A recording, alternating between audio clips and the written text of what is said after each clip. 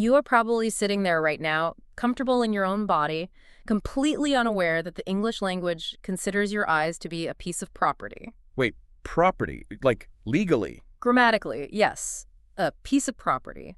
But your height, that is, well, that's basically your soul. I mean, it sounds like an absurd premise when you say it out loud like that. It really does. But we use these frameworks every single day, you know? We look in the mirror, we describe ourselves, we describe our friends, and we never stop to think about the invisible philosophical lines we are drawing across the human body. Because native speakers don't have to think about it. The architecture of the language is, it's already built into our subconscious. Exactly. But what happens when you have to explain that architecture to someone who has literally never seen it before? Today, we are pulling you into a rather unusual deep dive. We aren't analyzing a dense, peer-reviewed scientific paper on quantum mechanics, and we aren't tearing through some sweeping 1,000-page historical biography either. Today, you and I are examining an educational document. Specifically, it's a curriculum text titled English Guide Describing Appearance, Lesson 61. Which, to anyone flipping through a syllabus, sounds incredibly dry. Yeah. I mean, it's a level A1 language curriculum. We are talking about absolute beginners here. Yeah, the source material explicitly states its purpose is to be delivered at an extra slow speed. The stated goal is simply to teach basic adjectives for physical appearance and, well, the grammatical difference between the words is and has. It's super basic stuff. You memorize the word for coffee, you learn how to ask where the bathroom is, and you learn how to say someone is tall. Right. It's the kind of lesson a student might encounter in their very first week of studying English. It seems entirely innocuous, transactional even. Oh, for sure. Just getting from point A to point B. But our mission today is to look beneath that transactional surface. We are going to uncover how this seemingly simple, extra slow lesson, accidentally, or, perhaps with malicious pedagogical intent, opens up a genuinely profound discussion. Well, I don't know if I'd say malicious, but it definitely goes deep. It does. We're going to explore the metaphysics of identity, the neuroscience behind the unreliability of human memory, and the strange ancient ways the English language basically forces us to categorize the human form. It really forces a learner to think about what they actually are versus what they merely possess. And the boundary between those two states is, it's incredibly blurry. And as a bit of a teaser for where this deep dive is heading, we are going to dissect the dramatic centerpiece of this lesson. Because buried inside this standard grammar drill is a surprisingly tragic, frankly brutal story about a man named Tom waiting at a train station. It really is brutal. Right. It proves that even the most rudimentary grammar lessons can contain a rich, beating heart of human drama. Yeah, the story of Tom takes a sterile linguistic rule and just turns it into a miniature stage play about the ravages of time. I am dying to get to Tom, but before we can construct sentences about who we are or who Tom is, we need to examine the raw linguistic materials this lesson provides. We need to start with the vocabulary. Which is tricky because curriculum designers face a monumental task here. Oh, absolutely. Out of the hundreds of thousands of words in the English dictionary, they have to choose the exact right ones for a day one beginner. It is an exercise in extreme curation. I mean, you are deciding what concepts are fundamental to human interaction. According to Lesson 61, there are exactly 7 essential keywords required to form a baseline police sketch of a human being. The source text isolates these 7 words. Are you ready? Let's hear them. Tall, short hair, eyes, blonde, bald, which, by the way, it explicitly defines as no hair and glasses. Wow. Just 7 concepts to capture the entirety of human physical diversity. Okay, let's unpack this, because when I look at this list, the choices seem almost bizarre. It immediately reminds me of the character creation screen at the very beginning of a video game, but like a really old, clunky one. Oh, that's interesting. How do you mean? Well, think of how a computer renders a video game environment. It doesn't load the high-definition textures or the individual blades of grass first. To save processing power, it loads the low-resolution, blocky shapes, the polygons. Right, the absolute basics. Yeah, and that is exactly what this vocabulary list feels like. You aren't given the fine-tuning sliders for cheekbone density or the exact curvature of a jawline. You are given the absolute bare minimum extremes. You get a basic height slider. You are either tall or you are short. No in-between, no average height. Exactly. You get to pick a hair color, but only one, blonde. Or you choose the complete and total removal of hair, which is bald.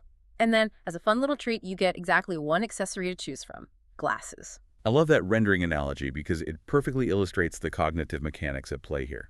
What's fascinating here is the underlying psychology of cognitive load. Yeah. Tell me more about that. Well, when you are an absolute beginner in a language, your brain's RAM, its working memory capacity, is entirely maxed out. Because you aren't just learning meaning, you are learning sound. Precisely. Your brain is working in overdrive just to process new phones, to figure out where one word ends and another begins. George Miller's famous cognitive psychology paper established that the human brain can only hold about 7 items in its working memory at once. Wait, really? 7 items? Yes. So it's absolutely no coincidence this lesson provides exactly 7 words. If the designers introduced nuance, they tried to teach auburn or stocky or receding hairline, the learner's cognitive processor would just crash. Nuance is the absolute enemy of early retention. So you need the loudest, most obvious blocky shapes possible. Yeah, beginners need high contrast primary colors to anchor their memory. Tall versus short represents an undeniable physical reality and spatial relation. The contrast is immediate and visual. That makes total sense. And blonde versus bald provides a stark visual binary. You either have a highly visible bright yellow hair color or you have a completely bare scalp. There is no middle ground. You know, I was looking at that specific word, though, bald. The inclusion of that word in this specific list of 7 does something incredibly sophisticated.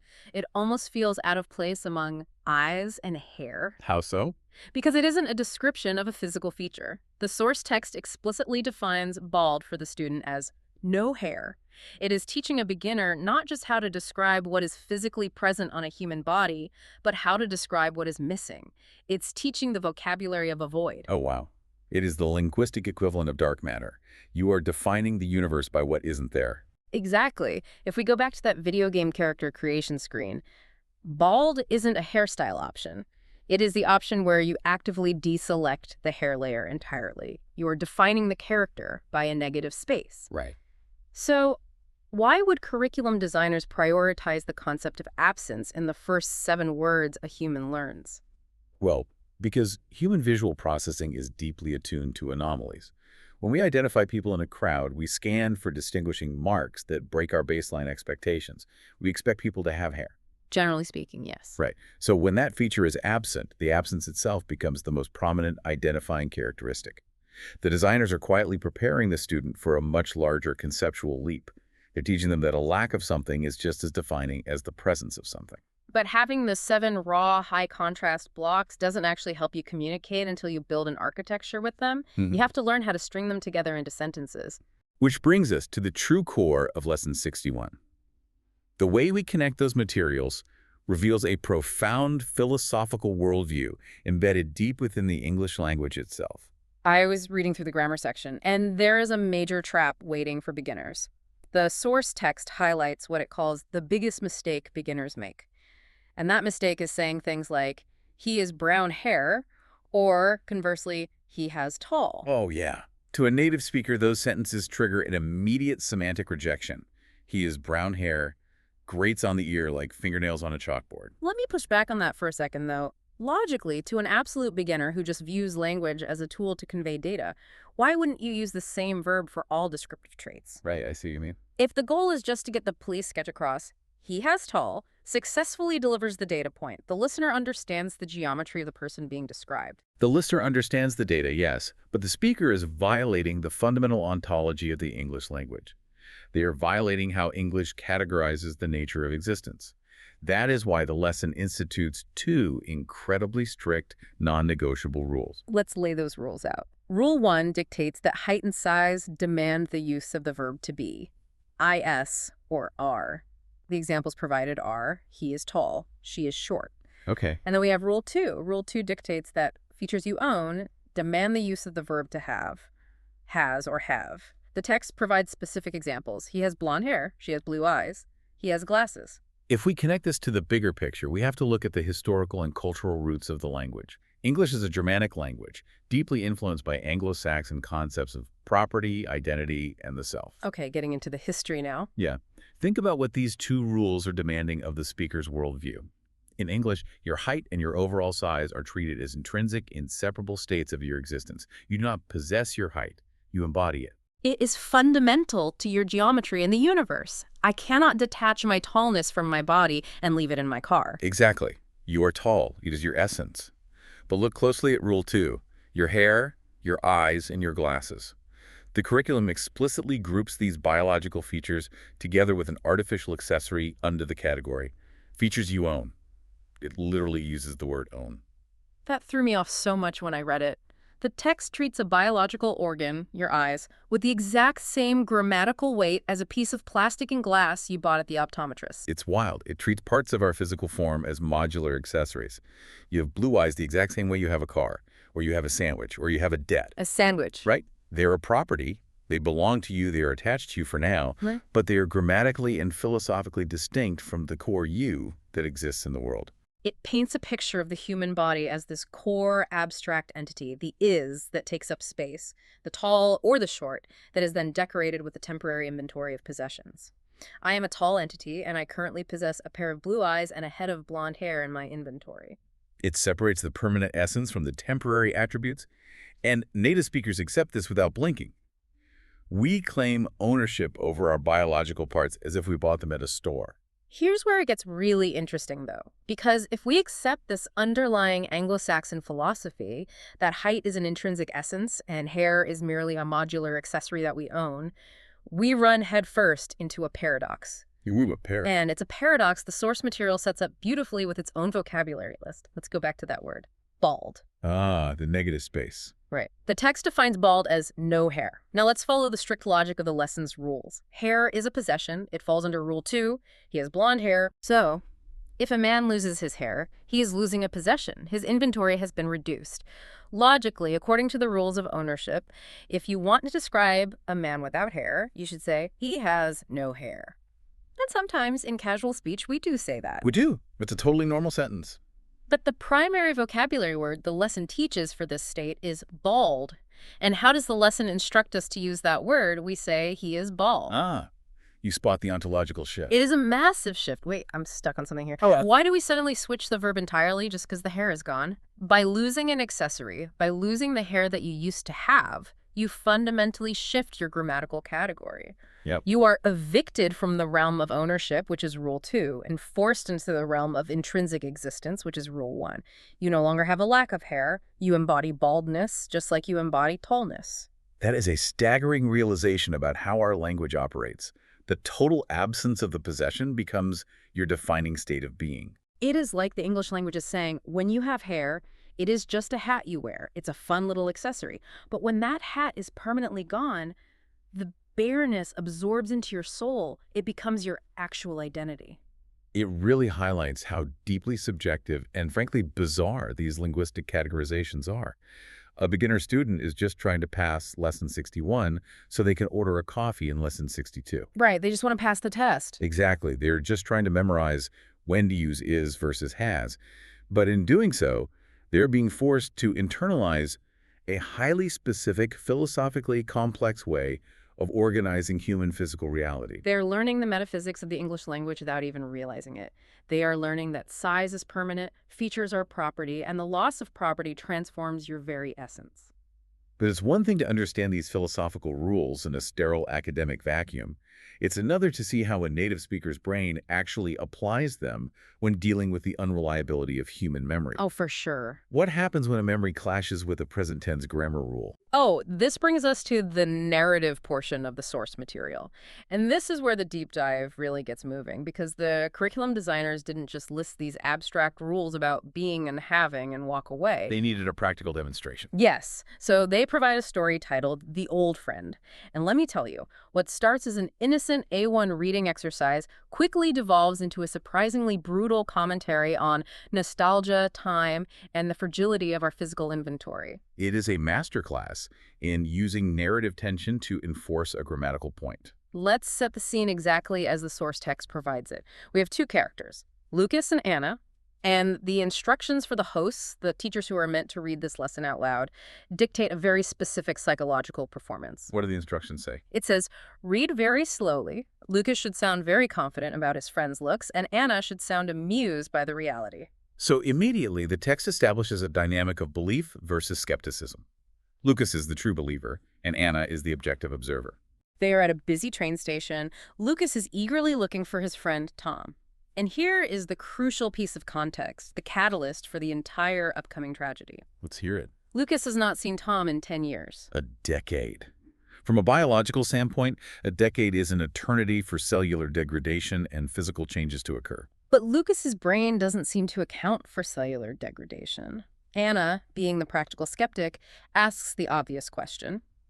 Lucas, there are many people here. What does Tom look like? A fair question. And according to the text, Lucas smiles. He is incredibly confident. He says, "Oh, Tom is very handsome. He is tall and he has blonde hair." Notice the flawless, robotic execution of the grammar rules there. He has tall. Intrinsic state of being. He has blonde hair, feature of ownership. Lucas is an A+ student of lesson 61.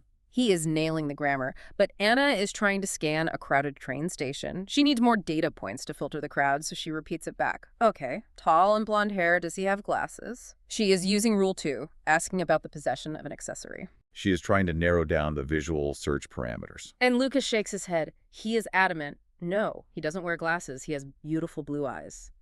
He is doubling down on the ownership of the biological eyes, unencumbered by the accessory of glasses.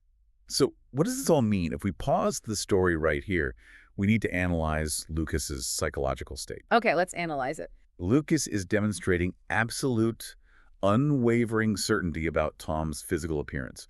He is using the definitive present tense. He is tall, he has blonde hair, but he is applying this rigid present tense grammar to a 10-year-old memory. He has essentially frozen his friend in amber. It speaks perfectly to how the neuroscience of memory operates. Human memory is not a continuous video recording. It is a series of reconstructed snapshots handled by the hippocampus. When you are separated from someone for a decade, your brain does not slowly, imperceptibly age them up in the background like a computer rendering a simulation of time passing. No, you just keep the last saved file. Exactly. You retrieve the last saved file, and because it is the only data you have, your brain assumes it represents current reality. That makes so much sense. Yeah, and Lucas's deep affection for Tom, I mean, he specifically goes out of his way to call him very handsome and notes his beautiful blue eyes. That affection has cemented this idealized, youthful version of his friend. But here is the catch. The grammar of beginner English doesn't allow for nuance. It forces Lucas to state these subjective, degraded memories as present, objective facts. He has. There is no room in an A1 curriculum for hedging your bets. He can't say he used to be tall, or he probably still has blonde hair, assuming male pattern baldness hasn't set in. The grammar forces absolute certainty. And that forced grammatical certainty is what sets up the inevitable catastrophic fall. Because while grammar is a rigid, unchanging system, biology is relentlessly chaotic. Biology always wins, which brings us to the shocking climax of the story at the train station. Lucas is standing there smiling, talking about beautiful blue eyes and golden hair, and then the text says, suddenly a man walks up to Lucas. Here comes the collision with reality. And let's look at exactly how the source material describes this approaching man. It is brutal in its efficiency. He says, the man is very short, he has absolutely no hair, he is bald, and he's wearing big, thick glasses. Wow, it is the exact polar opposite of every single data point Lucas just confidently provided. It is a total inversion of the character creation screen. Lucas built a tall, blonde, glasses-free avatar in his mind. Reality delivered a short, bald man hiding behind thick lenses. And of course, the short, bald man speaks. He says, Lucas, my old friend, it is me, Tom. The revelation, the collapse of the saved file. The text notes that Lucas's mouth literally drops open. He is completely, utterly shocked. He stammers out, Tom, is that you? But you have no hair. This raises an important question, doesn't it? If we look closely at the physical reality presented in this narrative, well, something doesn't quite add up logically. I'm not sure I follow. What do you mean? Well, let's track the biological aging process over a 10-year span. Losing your hair over a decade. Completely natural. That happens to millions of men in their 20s and 30s. Right. And needing to start wearing big, thick glasses because your vision naturally deteriorated over 10 years, also completely normal. In the framework of Lesson 61, those are merely changes in ownership. Tom lost an item from his inventory, which was his hair, and gained a new accessory, his glasses. Sure, the modular attachments changed. That makes perfect sense. But look at the first descriptor. Lucas explicitly said Tom is tall, and the man who walks up is explicitly described by the narrator as very short. Oh, wow. Wait a minute. Right. You do not transition from being a tall young man to a very short middle-aged man in 10 years. Human spines compress a fraction of an inch as we age into our senior years, but you do not fundamentally change your geometry from tall to very short in a single decade. That is a physical impossibility. He didn't just lose hair, he lost geometry. So we have to ask, what is the text actually implying about Lucas's mind? Was Lucas's memory entirely fabricated by his affection? Did he love his friend Tom so much that his nostalgia literally stretched Tom's physical height in his memory? Did he remember a short man as a towering giant because of his fondness? That is incredibly poetic. The idea that human love alters our spatial memory of people. We make the people we love literally larger than life in our heads. Or, and this is perhaps the more analytical, cynical perspective, does the curriculum purposefully use an absurd, impossible physical contradiction just to hammer home the vocabulary? Ah, you think it's a pedagogical sledgehammer? Think about it. The designers needed the student to see the contrast between tall and short. If Tom just showed up with a slightly receding hairline and a pair of reading glasses, the contrast wouldn't be dramatic enough to cement the vocabulary words in the learner's overtaxed working memory. Yeah, makes sense. So the lesson sacrifices physical realism for linguistic clarity. They turn Tom into a literal shapeshifter just to prove a point about adjectives. That makes Tom an almost tragic figure. His physical body is being manipulated and compressed by the invisible hands of curriculum designers just to teach a student the difference between is and has. We also cannot ignore the reaction of the third party in this scene. We have to talk about Anna's role in this trauma. Oh, Anna. I was reading her dialogue, and she is ruthless. She really is. Look at the social dynamics of what happens right after the revelation. Lucas is standing there, completely stunned, mouth hanging open, staring at his bald, short friend. Does Anna step in to offer comfort? Nope. Does she politely look away to save Tom from the immense embarrassment of his friend's disappointment? Absolutely not. The source text explicitly dictates her reaction. Anna starts laughing very loudly. It is a visceral, almost cruel reaction to objective reality. And she doesn't just laugh. She points it out. She rubs salt in the wound. She says, well, Lucas, 10 years is a long time. Now he is short, and he has no hair. She is weaponizing the grammar rules of Lesson 61 against Lucas's fragile memory. She is using the present tense to completely obliterate his past tense. If we look at this through a linguistic lens, Anna represents strict prescriptivism. She is the harsh, uncompromising voice of objective reality. Yes. While Lucas was lost in his subjective, nostalgic dream of what was, Anna is firmly planted in the objective data of what is and what has. She sees the high-contrast physical reality, short geometry, zero hair inventory, and she loudly, publicly broadcasts it to enforce the rules. The curriculum uses Anna as the ultimate enforcer. Lucas made the mistake of confusing the past with the present. He let emotion cloud his grammar. Anna corrects him by laughing at the absurdity of his error and stating the new reality with perfect grammatical precision. He is short, and he has no hair. It is incredibly effective teaching, even if it is bordering on sociopathic behavior toward poor Tom. The learner listening to this story is never going to forget the harsh contrast between Lucas's romantic expectation and Anna's brutal reality. Definitely not. The emotional shock of the scene, the laughter, the embarrassment anchors the grammar deep in the brain. And the curriculum designers don't just let the trauma of that interaction linger, they weaponize it for the final phase of the lesson. Yes. This brings us to the climax of our source text. This is an interactive module that the curriculum calls the police sketch game. It is designed to take the theoretical rules we learned about being and having and synthesize them with the emotional tragedy of Tom at the train station. It forces the student to cross the bridge from passive listening to active, pressurized translation. The source details a 4-round game where Anna provides a prompt in English and Lucas has to translate and repeat it, reinforcing the correct is or has rule. And the way they execute this is actually brilliant from a cognitive standpoint. Let's break down the mechanics of the rounds. In round 1, Anna provides a basic prompt. How do you say, the man is very tall? And Lucas responds, use the word is, he is tall. He is actively stating the mechanical rule out loud before applying it. That is standard rote repetition. But round 2 is where the pedagogical magic happens. In round 2, Anna prompts, he has blue eyes. And Lucas doesn't just repeat the sentence like a robot. He adds a vital piece of commentary. He yells out, he owns them. He has blue eyes. He owns them. That single phrase is doing so much heavy lifting in the learner's brain. By having the character explicitly shout, he owns them, the lesson provides a powerful cognitive hook.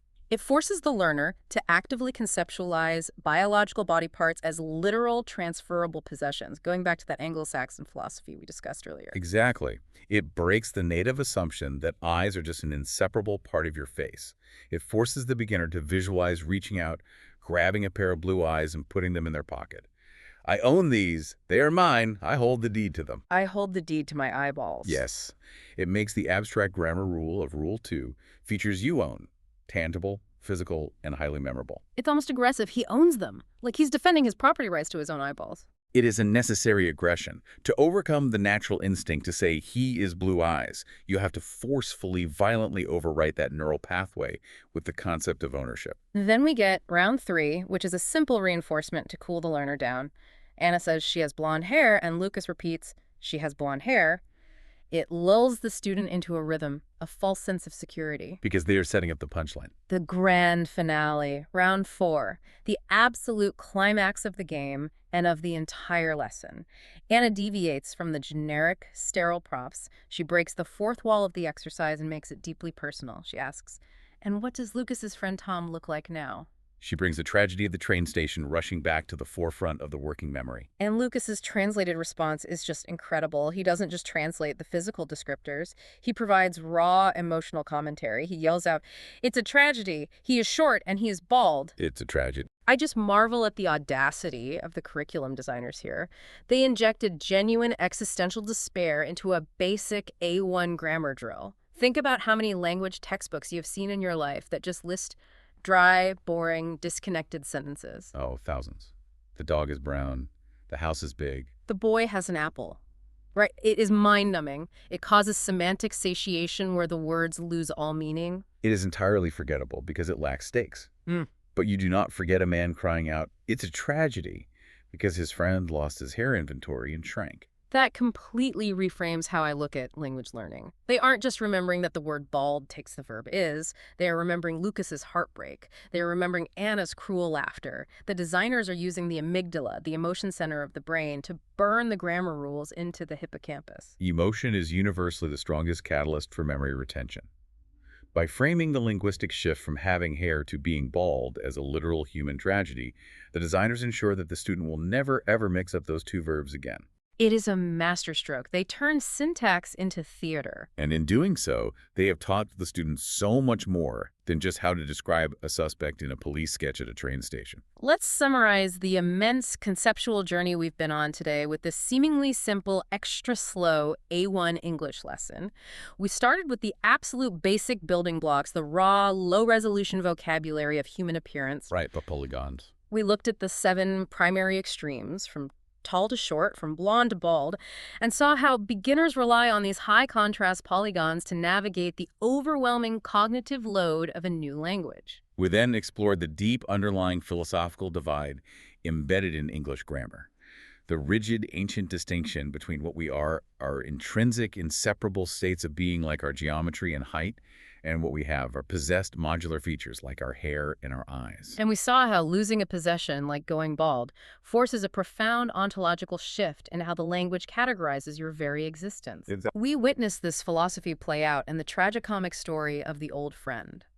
We analyzed Lucas's unwavering certainty, frozen by the neuroscience of nostalgia, and how it violently collided with the relentless reality of cellular aging. And we questioned the physical impossibility of Tom shrinking, revealing how the lesson prioritizes a pedagogical sledgehammer over physical realism. And we saw Anna standing as the unforgiving voice of prescriptivism in the present tense, laughing at the collision between memory and objective reality. Finally, we saw how the police sketch game brilliantly synthesized all of this, using emotional hooks like "he owns them" and "it's a tragedy" to permanently, aggressively brand these rules into the learner's mind. It is a remarkable, slightly unhinged piece of educational design. It truly is. It reminds us that every single time we speak, even in the absolute simplest 3-word sentences, we are agreeing to a specific, highly subjective set of rules about how the universe is organized. Which brings us to our final thought for today.